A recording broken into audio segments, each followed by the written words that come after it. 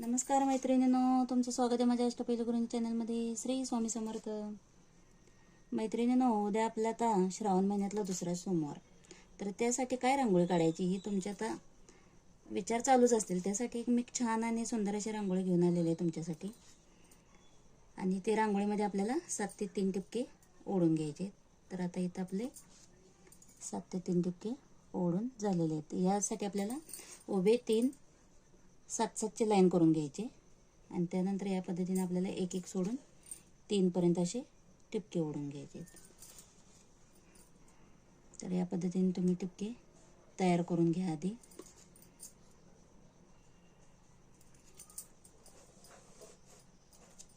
त्यात आपल्याला सुरुवातीला ही लाईन जोडून घ्यायची.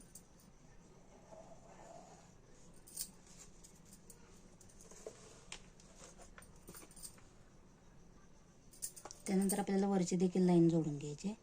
वरची लाईन जोडताना आपल्याला दोन्ही बाजूस 2 टिपके सोडून द्यायचे.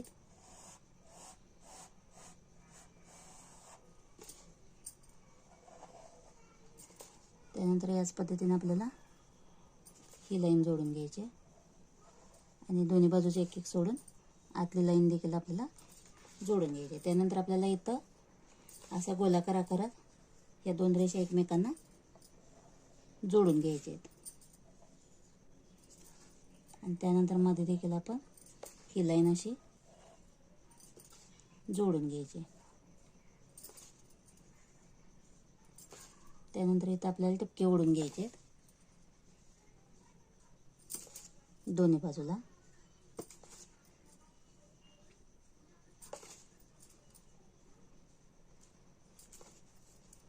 आणि हलकेसे टिपके आपल्याला असे पसरवून घ्यायचे आहेत.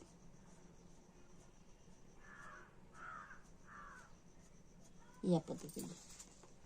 त्यानंतर हा जो भाग दिसत आहे आपला, तो आपण या पद्धतीने खालीपर्यंत असा जोडून घ्यायचा आहे. हे दोन्ही भाग आपले जोडून झालेले आहेत. त्यानंतर इथं आपल्याला एक डबल लाईन देऊन घ्यायची. त्याच पद्धतीने आपल्याला इथे देखील एक लाईन तयार करून घ्यायची आणि ही आपल्याला इथं वरती याचा असा जॉईंट करून घ्यायचा आहे. आता त्यानंतर आपल्याला इथं हलकासा असा गोल तयार करून घेऊन वरून आपल्याला हा आकार इथपर्यंत जोडून घ्यायचा आहे.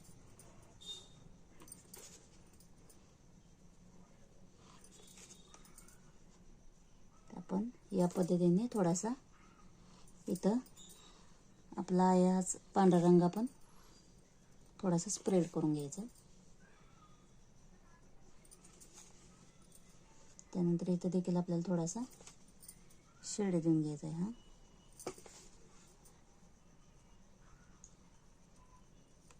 या पद्धतीने.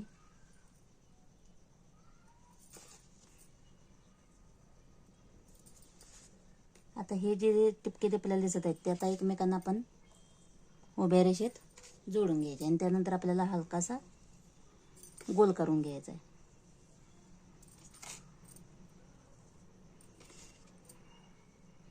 ह्या श्रावण महिन्यात भगवान विष्णूंना किंवा महादेवांना, जास्त करून महादेवाला जास्त महत्त्व आहे आणि महादेवाला प्रसन्न करण्यासाठी आपण अशाच वेगवेगळ्या रांगोळ्या ह्या महिन्यात काढणार आहोत. तर तुम्ही आवर्जून या रांगोळ्या नक्की बघा आणि तुमच्या घरी देखील ट्राय करा तुम्ही या रांगोळ्या. त्यानंतर इथं आपण चंद्रकोर तयार करून घ्यायचे, कारण महादेवाच्या डोक्यावरती चंद्रकोर ही कायमी विराजमान असते. त्यानंतर इथून आपण एक बेलाचं पान तयार करून घेऊयात.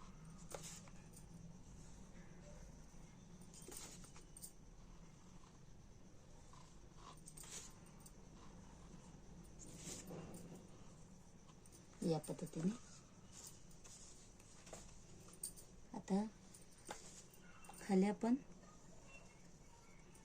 खाली तुम्ही इथं कोणतीही डिझाईन तयार करू शकताय, पण इथं तुम्हाला मी साधी सिंपल सांगत आहे, त्या पद्धतीने तुम्ही देखील करा.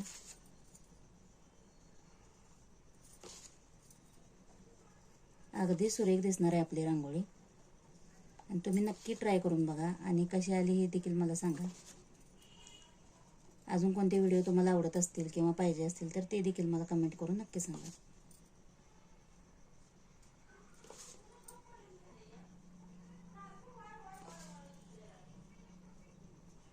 या पद्धतीने आपण या आतमध्ये रेषा तयार करून घ्यायच्या आहेत.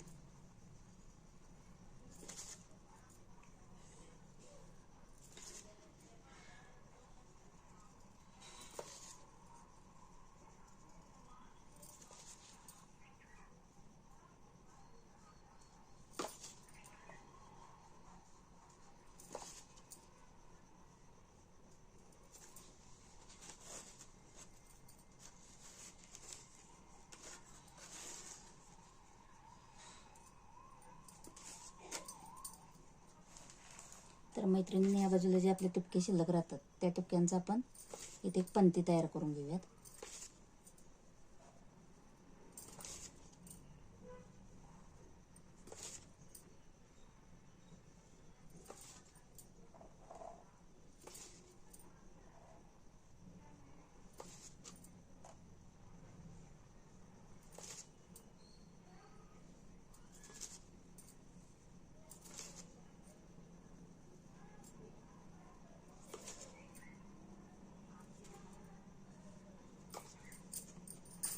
त्यानंतर या बाजूचे नंतर आपल्याला या बाजूला एक त्रिशूल तयार करून घ्यायचं. जे आपल्याला इथं जे 3 तुपके दिसत आहेत ते आपण एकमेकांना जॉईंट करून घ्यायचं या पद्धतीने. याला एक आपण डबल लाईन देऊन घेऊयात.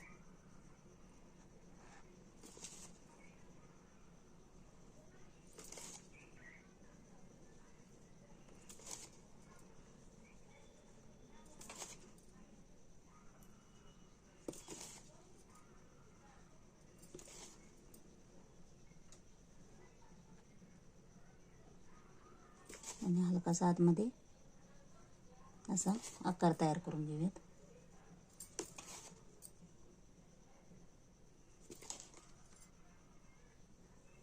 आणि आपण भरीव करून घेऊयात. दिसायला अगदी सुंदर दिसेल.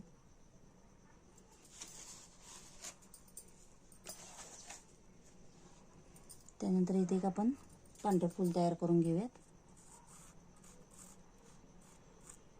या पद्धतीने.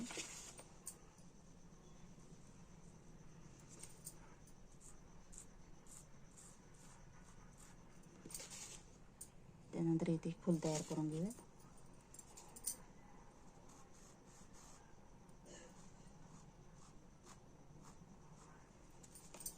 तर मैत्रिणींनो, व्हिडिओ कसा वाटला? व्हिडिओ आवडल्यास नक्की माझ्या व्हिडिओला लाईक करा, शेअर करा आणि सबस्क्राईब करा.